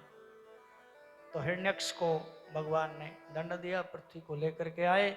मनु महाराज ने संतान की, आगे इनके संतान हुई, इनके 5 संतान हुई मनु महाराज की। हम मनु की संतान हैं, इसलिए मनुष्य कहलाते हैं। मनु महाराज की संतानें हैं, 2 बेटा हुए, 3 हुई बेटियां। देवहूति, आकुति और प्रसूति, ये इनकी बेटियों के नाम हैं। और 2 इनके बेटा, बड़े बेटे का नाम उत्तानपाद और छोटे बेटे का नाम था प्रियव्रत। प्रियव्रत और उत्तानपाद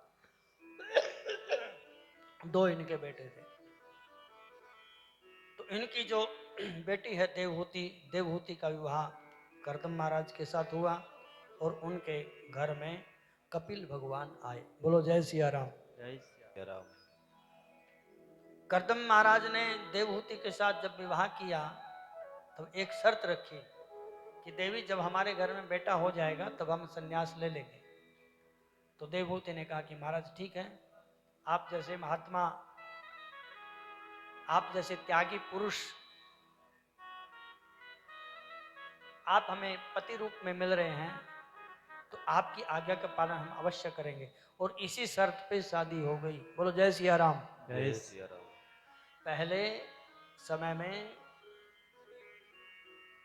आदर था त्याग का, तपस्या का, विद्वता का, शीलवान होने का।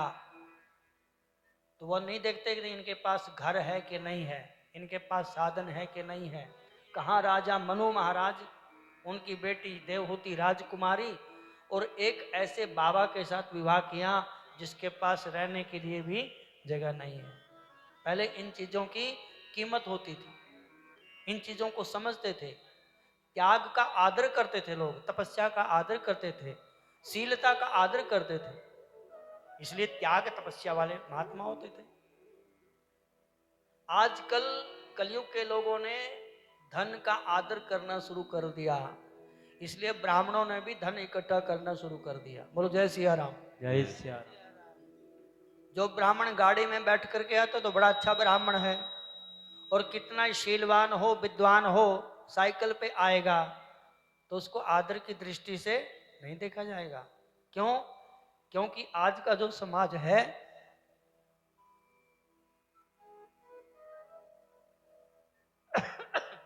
किसी प्रकार की त्याग और तपस्या को नहीं समझता भाई। अब बोले कि संत लोग आ रहे हैं, महात्मा लोग आ रहे हैं, अगर नंगे पांव महात्मा आपके घर में आता है, कोई कितना भी भजनानंद है, भजन करने वाला है, तो उसका सत्कार नहीं होगा। और जो महात्मा होगा बढ़िया बढ़िया सोने के मालाएं डाली होंगी, बढ़िया मर्सिडीज गाड़ी में बैठा होगा, 2 गाड़ियां आगे होंगी, 2 गाड़ियां पीछे होंगी, साधन संपन्न होगा, तो उसको क्या बोलेंगे? ये बहुत बड़े महात्मा हैं। इसलिए संतों ने और ब्राह्मणों ने भी धन इकट्ठा करना शुरू कर दिया। बोलो जय सिया राम। जय अब जिसके पास ना घर हो, ना बार हो, ना गाड़ी हो, तो उसके बेटे के साथ कोई ब्याह करेगा आज? हैं? तो आप सोचते हैं कि हमारे ब्राह्मणों के बच्चे कुंवारे ही रहे? बोलो जय सिया राम। हैं? इसीलिए तो धन इकट्ठा करना पड़ता है, क्योंकि लोगों ने धन का आदर करना शुरू कर दिया। बोलो जय सिया राम। जय सिया राम। सौभेरी ऋषि की कथा सुनी होगी आपने। सौभेरी ऋषि जमुना जल में बैठ करके तपस्या करते थे। वृंदावन में, वृंदावन के बाबा थे। जमुना जल में के अंदर ही समाधि ले लेते थे, महीनों वर्षों बैठे रहते थे अंदर ही, और इतना अभ्यास हो गया था कि धीरे धीरे आंखें खोल लेते थे, और आंखें खोलने का अभ्यास हो गया था। देख लेते थे जमुना जल में कोई मछलियां घूम रही हैं, कोई मेंढक घूम रहे हैं, कोई कछुए घूम रहे हैं। अब सारे दिन थोड़ी आंखें बंद करके बैठेंगे बाबा, खोल लेते थे कभी। तो एक दिन एक मच्छ को और एक मछले को देख लिया, नर और मादा को। तो बाबा ने देखा कि हम तो वैसे ही बाबा बने हुए हैं, गृहस्थ आश्रम में तो बड़ा सुख है, ये तो बड़े आनंद के साथ रह रहे हैं। तो बाबा ने समाधि खोली, जमुना से बाहर आए और विचार करने लगे कि हम भी विवाह कर लेते हैं, शादी कर लेते हैं। बोलो जय सिया राम। जय सिया राम। वर्षों की त्याग और तपस्या को छोड़ करके शादी करने का मन बाबा का हो गया। अब एक दूसरे से पूछे, भैया कोई कन्यादान करने वाला है कोई? बाबा का शरीर कैसा हो गया? बूढ़ा, बाल सफेद हो गए, चमड़ी सूख गई, गल गई। अब 2-4 घंटे पानी में हाथ रखेंगे तो कैसा हो जाएगा हाथ की चमड़ी। और जो बाबा वर्षों से पानी में बैठा होगा उसके क्या हाल होगा। तो किसी ने मजाक में बोल दिया कि यहाँ से थोड़ी दूर जाइए, एक राजा है मानधाता राजा, उसके 50 कन्याएं हैं, एक तो दे ही देंगे आपको। और महात्मा सोबरी जी महाराज राजा मानधाता के पास गए, और मानधाता ने देखा कि महाराज बाबा आए हैं। सारे के सारे लोग जितने भी सभासद थे खड़े हो गए, झुक गए। क्यों? क्योंकि त्याग और तपस्या का सम्मान करने वाले थे। देखा कि महात्मा आए हैं, महात्मा के हाथ जोड़ कर कहिए महाराज आप क्या सेवा करें। बाबा ने कहा कि मैंने सुना आपके 50 बेटियां हैं। बोले हाँ महाराज, एक का कन्यादान कर दो, हमें दे दो। अब राजा पड़ गया चक्कर में, ये बूढ़े बाबा को क्या हो गया, शादी करने के लिए हमारी बेटियां मिली इसको। अब राजा ने कहा कि देखो महाराज हम सूर्यवंशी हैं और थोड़ी हमारी विवशता होती है। हमारी जो बेटियां हैं ना वो स्वयंवर करती हैं, मतलब अपने आप वर्ण करती हैं। आप मेरे साथ वहां चलिए, रनिवास में चलिए, तो वहां पर जो कन्या आपका वर्ण कर ले उसी के साथ आपका विवाह कर देंगे। अब महात्मा समझ गए, महात्मा समझ गए कि ये जो राजा है ये हमारा उपहास करता है, ये चाहता है, ये नहीं चाहता अपनी बेटी को देना, मतलब ना तो हाँ की ना की। तो बाबा कहते हैं कि अच्छा ऐसा है, तो हम अपनी तपस्या के बल पर अपने आप को इतना सुंदर बना लेते हैं कि ये कन्याएं तो क्या, देवलोक की देवांगनाएं भी हमारे गले में वरमाला डालने के लिए तैयार हो जाएंगी। देर क्या थी, संकल्प किया और इतने सुंदर हो गए, इतने सुंदर हो गए बाबा कि करोड़ों कामदेव भी उनके आगे फीके लगे। और रनिवास में गए, रनिवास में एक को बोला था, 50 ने माला उठा ली। कहती दूसरे को कहती नहीं नहीं तेरे काम का नहीं, ये मेरे लिए है, ये भगवान ने मेरे लिए भेजा है।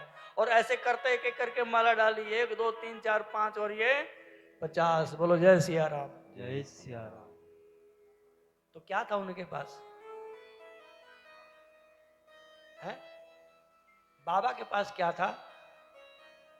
बाबा के पास शील था, विद्या थी, तप था, तपस्या थी, और उसके बल पर ही 50 कन्याओं का वर्ण कर दिया बाबा जी ने।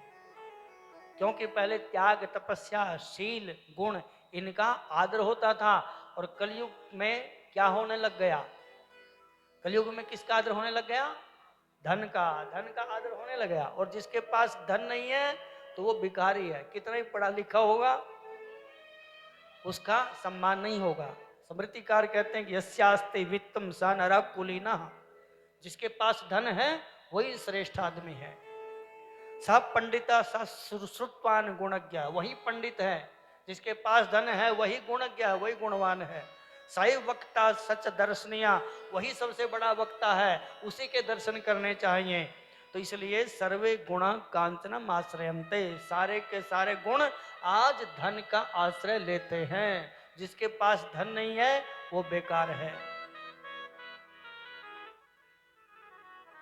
तो करदम महाराज के पास क्या था? करदम मुनि के पास कुछ नहीं था, लेकिन सुना था कि बाबा बड़े तपस्वी हैं। तो मनु महाराज ने अपनी बेटी देवहूति का विवाह करदम के साथ कर दिया। शर्त क्या रखी? बेटा होगा सन्यास ले लेंगे। और महाराज तपस्या में बैठ गए। शादी होने के तुरंत बाद तपस्या में बैठ गए। देवहूति सेवा करते हैं। बाबा को यही नहीं पता कि हमारा विवाह हुआ है कि नहीं हुआ। बोलो जय सिया राम। जय सिया राम। वर्षों बीत गए। देवहूति माता बूढ़ी हो गई। अब बाबा भी बूढ़े हो गए। एक दिन बाबा जी की आंखें खुली, करदम भगवान की। पूछा कि देवी तुम कौन हो? बोले महाराज मैं वही हूं, आपके साथ विवाह हुआ मेरा। अच्छा। तो उन्होंने कहा कि देवी हम तुम्हारी इस सेवा से बड़े प्रसन्न हैं, वरदान मांगो। करदम भगवान ने जब तपस्या की ना, भगवान को प्रसन्न किया, तो जब भगवान प्रकट हुए उनके आगे, तो भगवान ने कहा कि बोलो क्या चाहिए। तो करदम ने क्या मांगा था कि मुझे एक सुंदर सी बढ़िया सी धर्म पत्नी दो। क्या दो? धर्म पत्नी। अब भगवान कहें कि धर्म पत्नी, इतनी तपस्या, इतना त्याग, उसके बाद भी धर्म पत्नी? बोले हाँ महाराज, हमें ऐसी वैसी धर्म पत्नी नहीं चाहिए, हमको ऐसी धर्म पत्नी चाहिए जो साक्षात नारायण भगवान को प्रकट करे। बोलो जय सिया राम। जय सिया राम। मार्कंडेय मुनि जब भगवती माता की स्तुति करते हैं, प्रार्थना करते हैं मार्कंडेय पुराण में, तो उसमें मार्कंडेय पुराण एक बहुत सुंदर श्लोक है। जिसकी शादी नहीं होती है, जिस बेटे की शादी नहीं होती है, तो इस मंत्र का पाठ करना चाहिए कि पत्नी मनोरमाम देहि मनोवृत्तानुसारिणीम तारिणीम दुर्ग संसार सागरस्य कुलोद्भव। मार्कंडेय कहते हैं कि हे मां, यदि आप मुझ पर प्रसन्न हैं तो पत्नी मनोरमाम देहि, मुझे ऐसी धर्म पत्नी दो जो मेरे मन के अनुसार रमण करने वाली हो। पत्नी मनोरमाम देहि, मनोवृत्तानुसारिणी, मेरे मन की वृत्ति के अनुसार चले।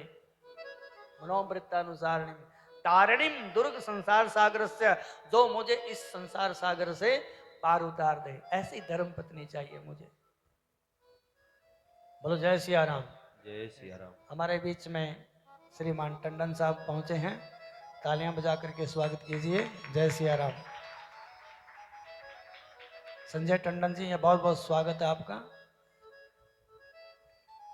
तो करदम महाराज ने भगवान से यही मांगा, और भगवान ने तथास्तु कह करके उनको आशीर्वाद दिया, वरदान दिया। और भगवान के वरदान और करदम महाराज की तपस्या का फल था कि मनु महाराज की जो सुपुत्री थी राजकुमारी, उनको धर्मपत्नी के रूप में प्राप्त हुई। तो अब दोनों बूढ़े हो गए। बिंदु सरोवर में उन्होंने स्नान किया। उनका जो शरीर था एकदम ऐसे हो गए, दोनों नवयुवक और नवयुवती, जैसे आज ही इनका विवाह हुआ हो। बोलो जय सिया राम। जय जय सिया राम। आज ही जैसे इनका विवाह हुआ हो, ऐसे प्रसन्न हो गए। एक सुंदर विमान का निर्माण किया अपने संकल्प से। और उनके करदम महाराज और देवहूति के यहाँ पर पहले 9 कन्याएं प्रकट हुई। बोलो जय सिया राम। जय सिया राम। 9 बेटियां हुई।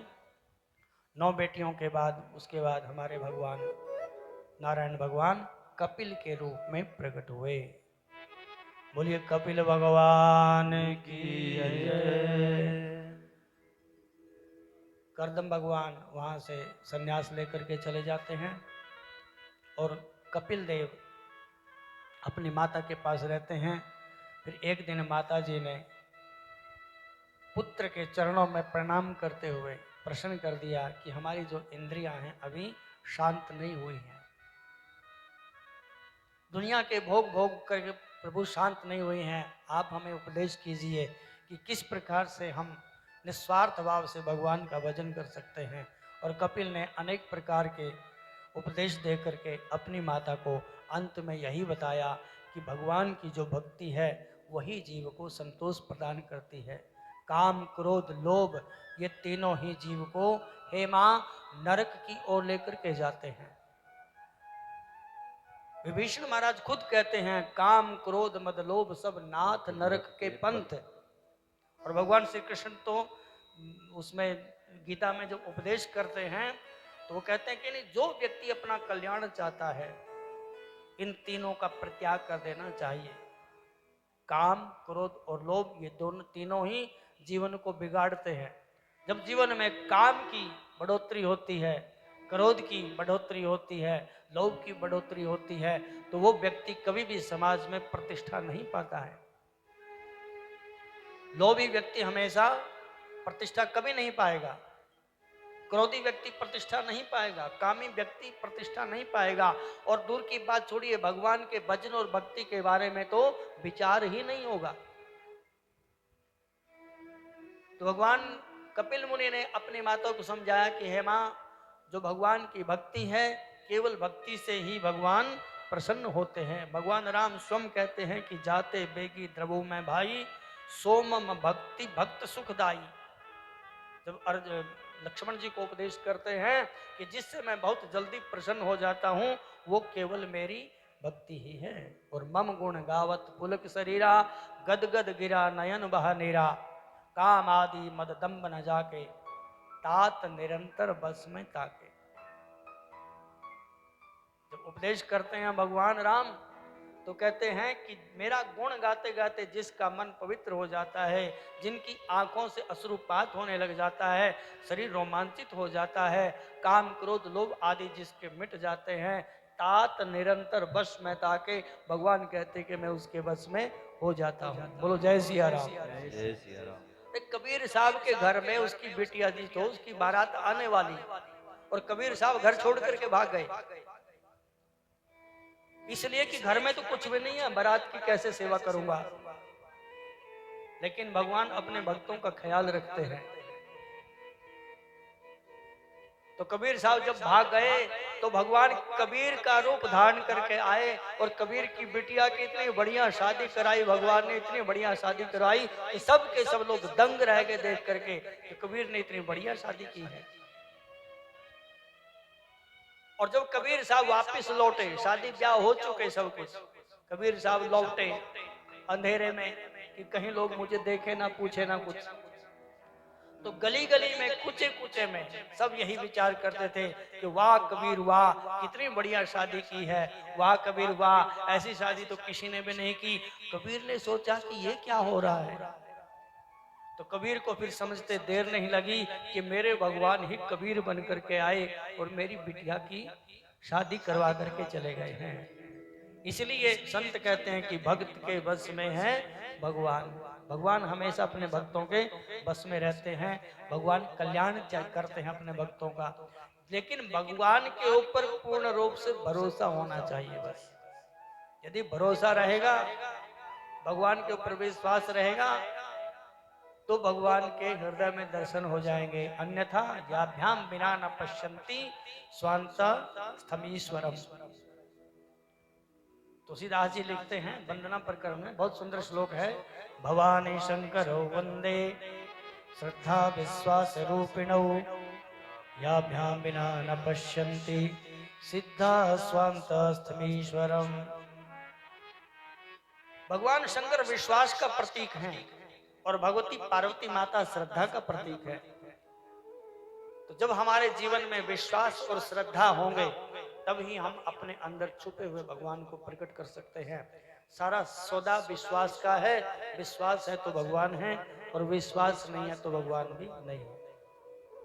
बहुत सुंदर उपदेश किया और उपदेश करके भगवती देवहूति को, अपनी माता को, भगवती माता जल रूप में प्रणीत हो गई और हमारे कपिल भगवान वहां से गंगा सागर की उन्होंने यात्रा की, कलकत्ता संगम में जाकर के अपना स्थान बनाया।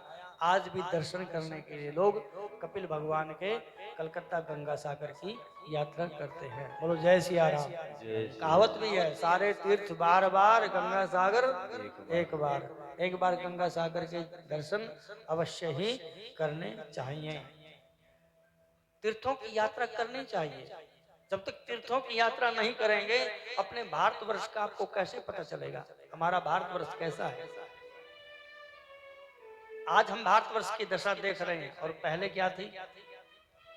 जहां डाल डाल पर सोने की चिड़िया करती है बसेरा, वो भारत देश है मेरा, ऐसा कहा जाता था पहले। सोने की चिड़िया, ऐसे सोने की चिड़िया नहीं बोलते थे। लोग कहते कि भारत में कुछ भी नहीं था, भारत तो बहुत गरीब देश था। तो यदि भारत गरीब देश था तो लुटेरे यहाँ पर जो झक मारने के लिए आते भारत में हैं, क्या लेने आते थे? वास्तव में ही सोने की चिड़िया थी। जहाँ डाल डाल पर सोने की चिड़िया करती है बसेरा, वो भारत देश है मेरा, वो भारत देश है मेरा। जहाँ डाल डाल पर सोने की चिड़िया करती है बसेरा, वो भारत देश है मेरा, वो भारत देश है मेरा।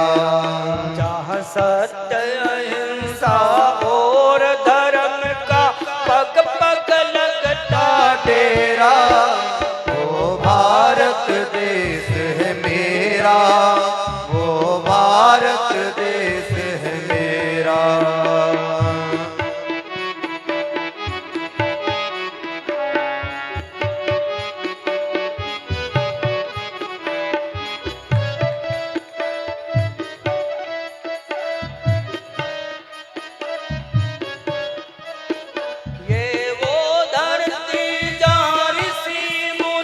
जपते हरि नाम की माला, हरिओ हरिओ हरिओ हरिओ।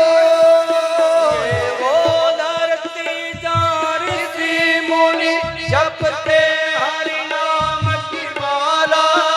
जहाँ हर बालक एक मोहन है और राधा हर एक बाला, बाला। जहाँ सूरज सबसे पहले आग डाले अपना डेरा, वो भारत देश है मेरा, वो भारत देश है मेरा। जहाँ डाल डाल पर सोने की चिड़िया करती है बसेरा, वो भारत देश है मेरा, वो भारत देश है मेरा। वो भारत देश है मेरा, वो भारत देश है मेरा। बोलो भारत माता की जय। हर हर महादेव, हर हर महादेव, हर हर महादेव। कथा तो बहुत है पर जो कुछ औपचारिकताएं होती हैं कथा की वो भी जरूरी होती हैं समय को देखते हुए। तो कथा तो आज की मेरे ख्याल है यहीं पर विश्राम कर देते हैं। जय सिया राम बोलो, जय सिया राम बोलो जय सिया राम। जय